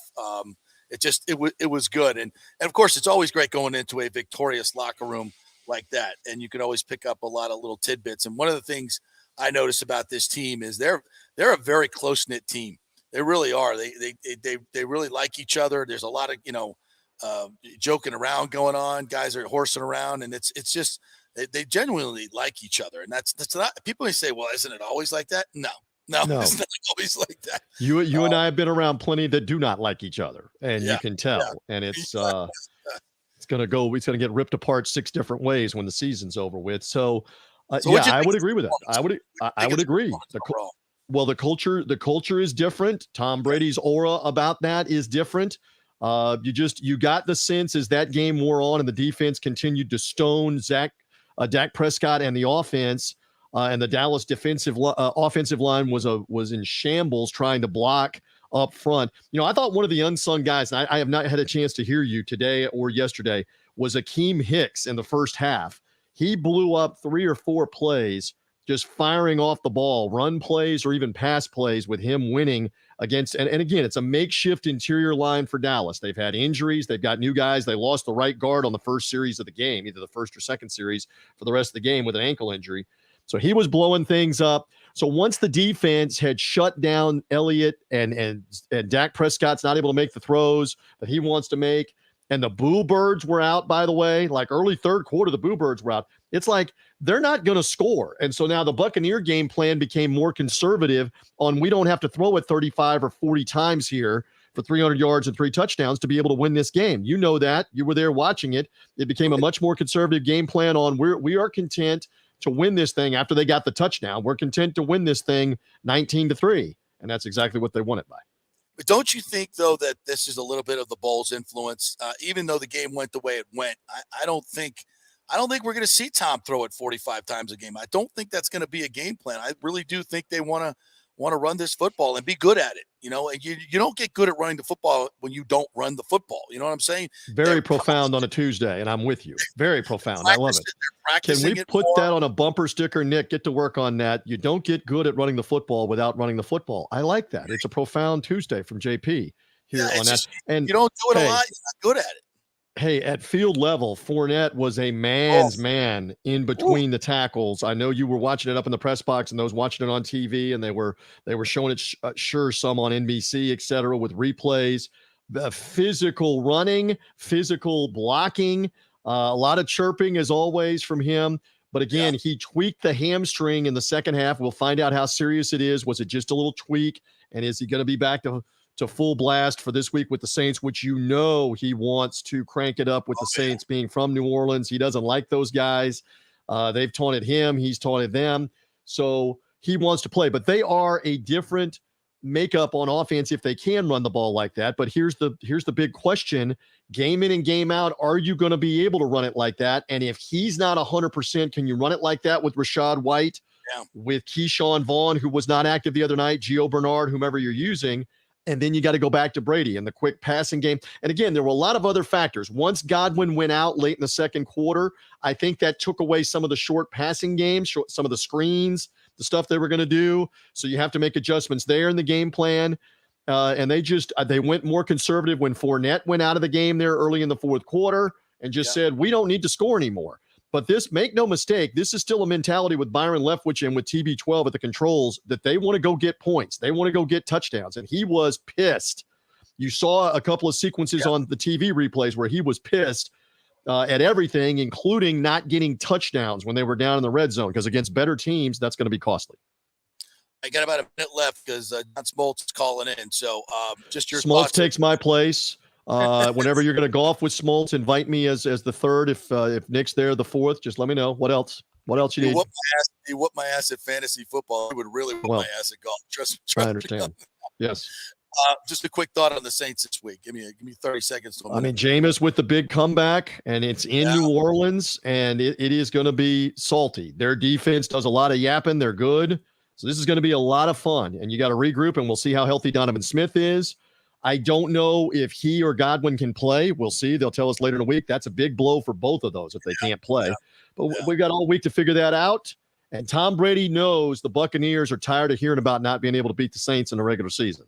And the last 6 meetings, 4 of them with him. So here we go with that. Have fun with Smoltz. I always love being with you. I'm glad that Big D survived both of us being there together. Both you boys look good. Be well. All right. All right. Bring a hazmat suit to New Orleans and maybe a gun. Good luck with that.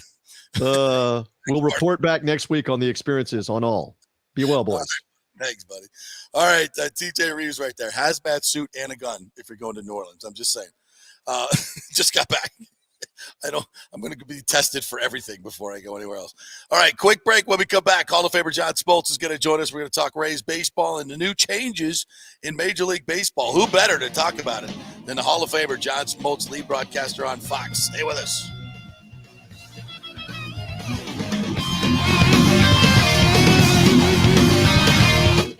Serena Fazan here for the Gold and Diamond Source.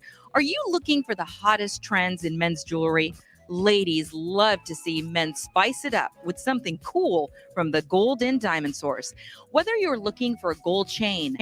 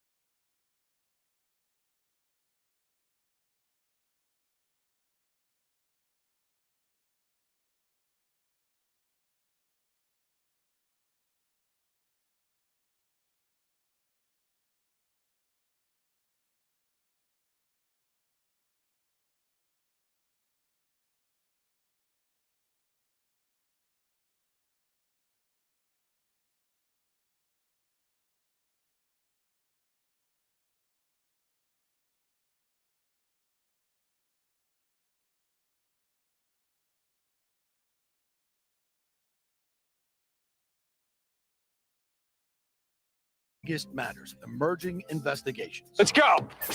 Right now, back to the show with JP on FanStream Sports.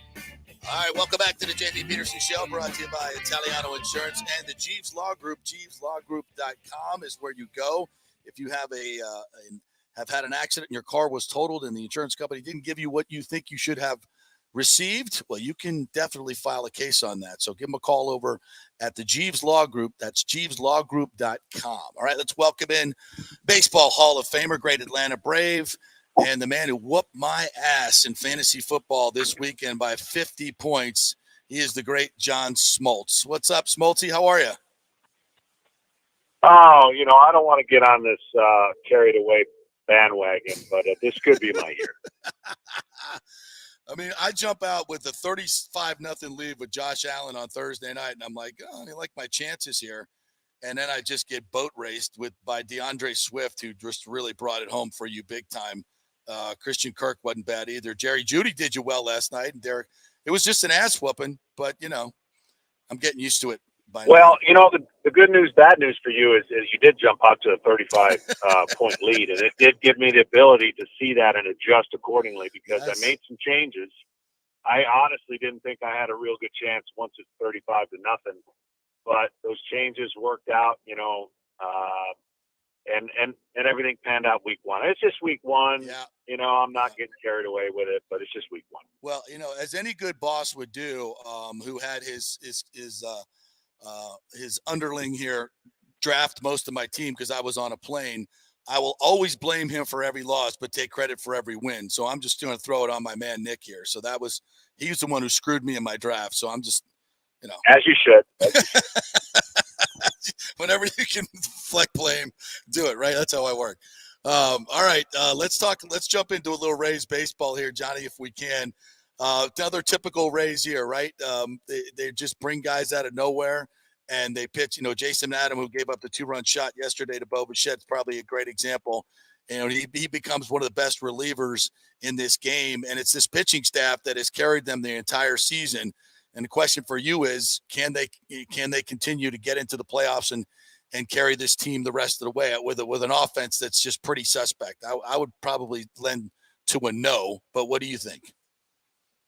I can't ever say anything of what you think you know about the game when it comes to the Rays. Right. Honestly, I mean, it's one of these scenarios where you've got to give them all the credit they deserve. Sometimes, in the game and in sports, people get way too much credit and way too much blame. But I think in this scenario, I've seen enough evidence that how can you ever count them out? How can you ever use the numbers that scream no chance, no way? Now, they have to find a way to navigate the playoff system a little bit better because they figured out the regular season system. Right. And the playoff system is going to be a little bit different this year because of the extra playoffs. I'm kind of shocked this year that they were able to make a run. Now, the Yankees couldn't play at this pace, and we saw that, but I never thought there would be a threat that the Rays could cause a problem in potentially winning the division when they were, 15 back or 14 back? About a month and a half ago. Yeah. Yeah. It's remarkable. So that is remarkable for the Rays. So Shane McClanahan had a little setback, a little shoulder impingement. Everything is supposed to, but he's reaching innings territory that he's never done before in his career. Give me a couple minutes, if you can, on Shane McClanahan, what he did this year early on, the All-Star start, and how do you think he'll be able to go the rest of the way? Well, I think he's learning life of a big league pitcher. Yeah. And that comes with a learning curve that is not carved out the same for everyone. And what I mean by that is there's the mental part, which everyone has to deal with at some point. There's the physical part, which everyone deals with. And then you combine the both with the routine and the knowledge or the system that they're trying to pitch in. And that can complicate things because it's not a cookie cutter. Everyone does the same thing. The mental part of dealing with innings, I think is a little overblown, but there's some validity to it. I mean, you can't make a 100-inning jump, right, in 1 year. But the way you throw, the mechanics, all these things get jumbled in to a young pitcher learning how to become a big leaguer, and he is passing a lot of tests. Now he'll have to learn what it's like to come back from something. And until you've done it, you have no way of knowing. And you have no one to lean on. You can get the experience all you want from other people who have been through it, but you have to go through it yourself. And if you pass that test, there really isn't many other tests that you're afraid of accomplishing or dealing with. John Smoltz joining us here. Last one on the Rays. Offensively, I mean, when you get to the playoffs, you know, power wins, right? You got to have some big boppers because the pitching is just so strong. Do they have enough offense in even if Franco gets hot coming back to be able to compete with the Yankees and the Astros especially? You know, it's one of those things that statistically has been proven that we deal in the home run era, and home runs are huge in the postseason. But I will say this. They don't have enough power as it stands right now. Yeah. But if they put the ball, if they didn't have power and strikeout, I would say it's a monumental task. Right. So if they can cut down strikeouts and put the ball in play and create pressure, and if they have to rely solely on their bullpen, that's a daunting task as well. So you really need the combination of good starting pitching, good relief, and timely hitting. It doesn't have to be great hitting; it's timely. And those combinations usually work out. And, you know, the Cleveland Guardians are trying to disprove that right now. They don't hit any home runs. And they pitch it about as good as anybody. And they put the ball in play better than anybody. So that test and that theory, if they make it to the playoffs, is going to be really at the forefront, similar to the Rays.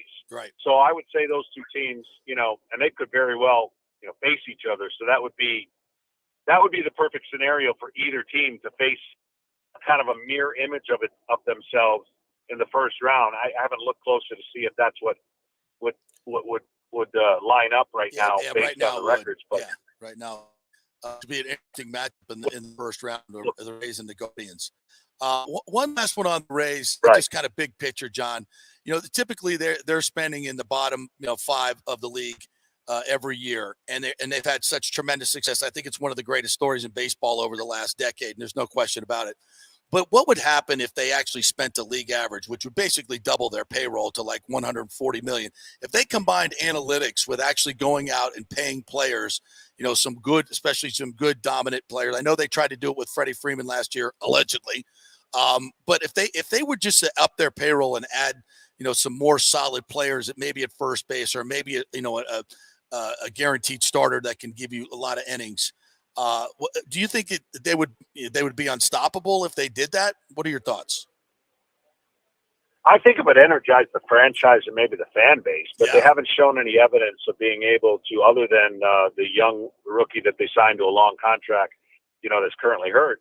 It just never seems to, in their resume, play out where they keep that player long term. Right. So their model is hard to argue. I mean, the running joke now is if they call and ask about a player, hang up.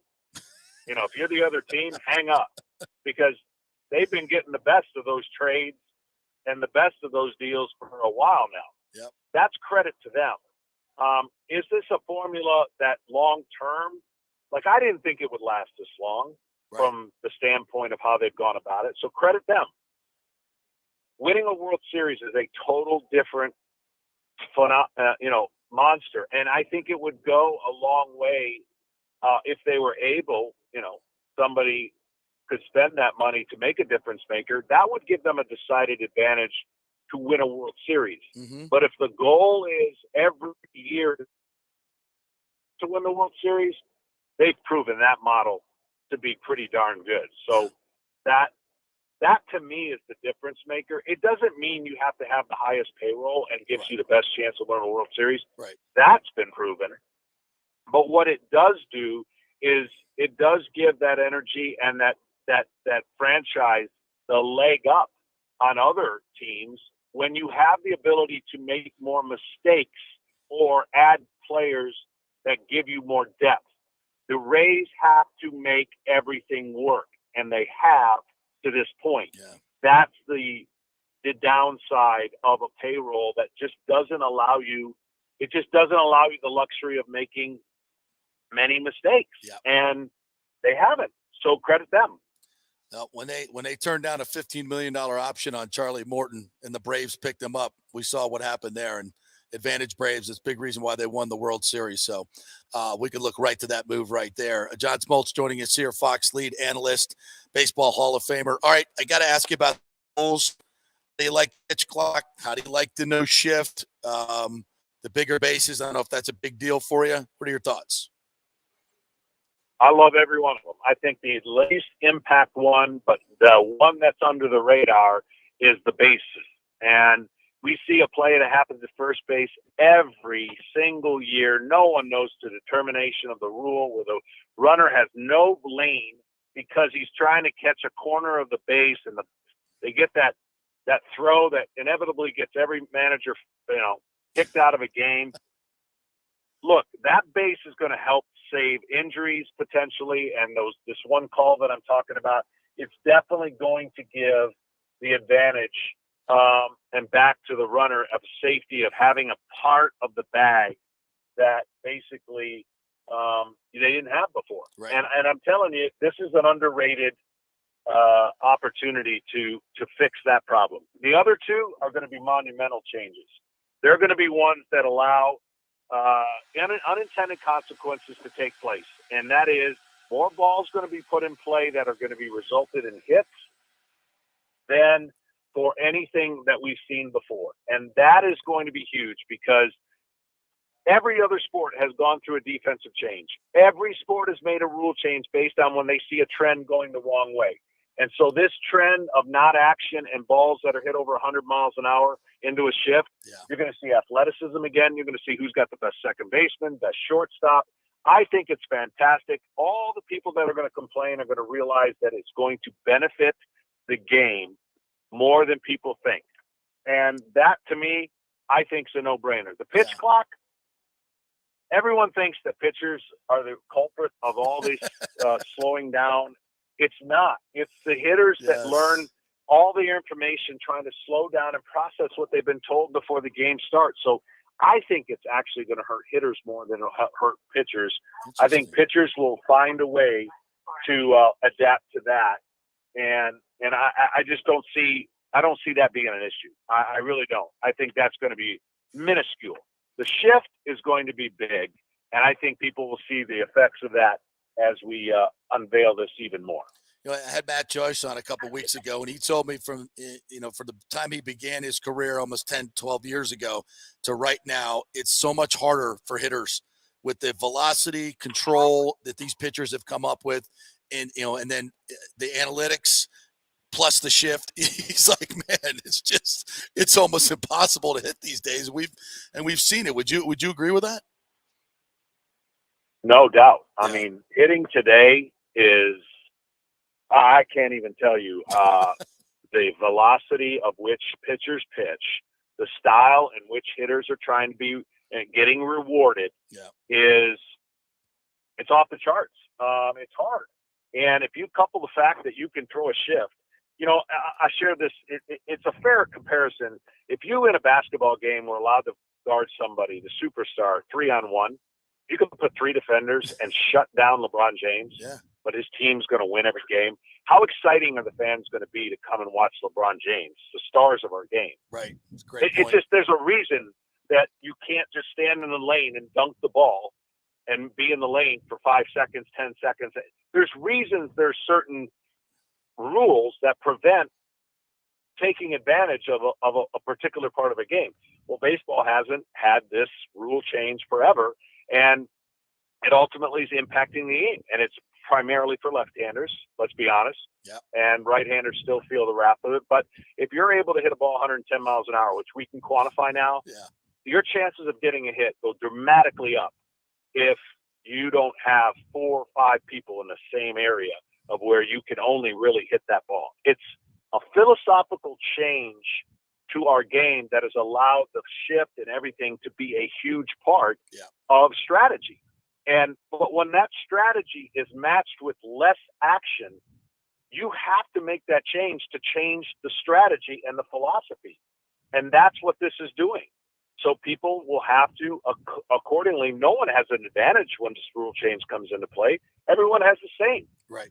And so I don't think that's going to come down and be that big a deal. Hey, John, one of the biggest stories in baseball this season, I'd argue it's probably the best one right now, is Albert Pujols in this chase to 700, which I'm enjoying to watch. And, you got a chance to face a much younger version of Albert Pujols. So I'm just wondering, what do you think has been the key to his longevity? 42 years old and still hitting bombs, obviously, in St. Louis again. And where does he kind of rank of all the great hitters that you faced in your career? Well, he's the best right-handed hitter along with Miguel Cabrera that I ever faced. And he definitely is in a place of not only contentment in his retirement, right? He's made this commitment. It's been a rejuvenated, unbelievable ending to a remarkable Hall of Fame career. I don't think anyone thought this was even close to a chance for him to get to 700 based on the way the last couple of years went. So for that, I know everyone's trying to root for something that they would love to see, and he's gotten closer than anybody could ever imagine.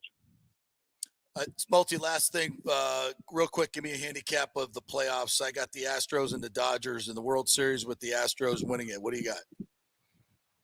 Yeah, it's always the hardest thing to do based on not knowing where people are and the matchups are going to be. So winning the division and getting the best two records 100% gives these teams a decided advantage. And I will tell you that, that is going to be the predetermination of expending your starters and knowing that you've got a better chance than the rest because you've gotten that bye. So I give all those teams that get the bye an opportunity to gain that advantage. Yeah. Hey, Smoltz, thanks, man. Appreciate your time as always. Take it easy on me next time. I got to play you one more time. Hopefully, I'll be better. Hopefully, my draft partner will give me some waivers or something, and I can take credit for the win. Got it. Thanks, John. Appreciate it. Man. The great John Smoltz right there. Always great to talk baseball with him. And fantasy football. He won the league a couple of years ago. He knows his stuff. I just don't understand how you continue to blame me because first of all, it's all you. Look what I'm working with. First of all, managers take responsibility for their actions. You shouldn't have put me in charge of doing your fantasy 100%. Team. And you know what else you did too? That night I had a premarital counseling, one of those things. You didn't tell me that. And because everybody in your league is so old and can't figure out how to work a fantasy league, and it took much longer, I'm trying to listen to what I got to do. In the meantime, I'm down here on my phone trying to pick players and everything. That explains it all right there. And then injuries taking place and trying to send you the players that are available. But when you look at could have gone some other players. Gainwell over Mitchell, but Mitchell got hurt. He was actually having. Well, nobody was going to pick Gainwell over Mitchell. Right. And Mitchell was having a good first half, and then he got hurt. And of course, playing in that slop didn't help.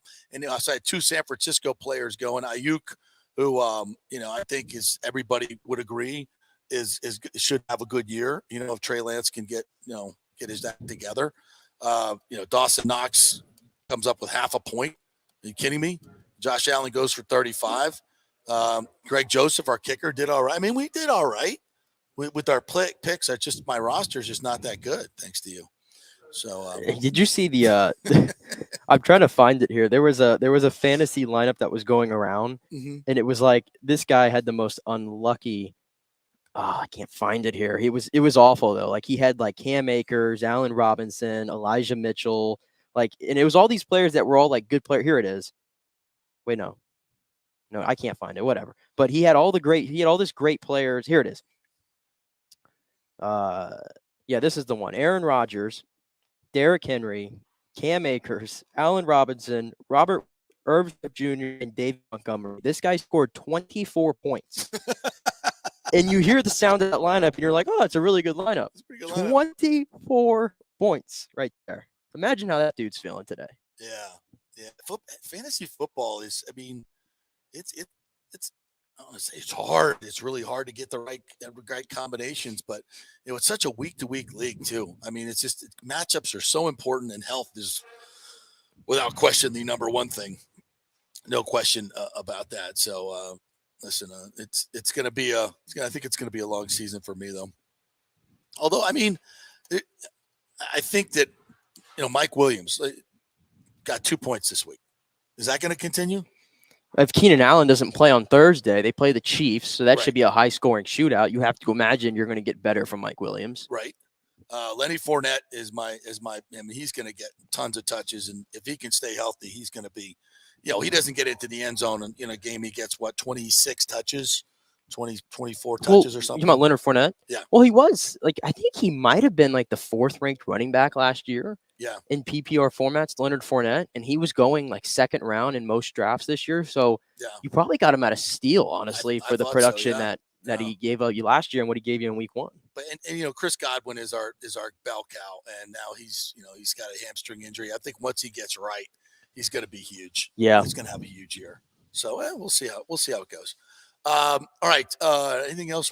So today the Rays have a doubleheader against Toronto. It's a big freaking day for the Rays. It really is a big day for the Rays. Got to win at least one, man. You got to get one. And just for their mojo, if not anything else, right? Jeffrey Springs going in game 1 against Merriweather, who's 0-2. I like our chances there, at least in the pitching matchup. And the second game is TBD for both teams.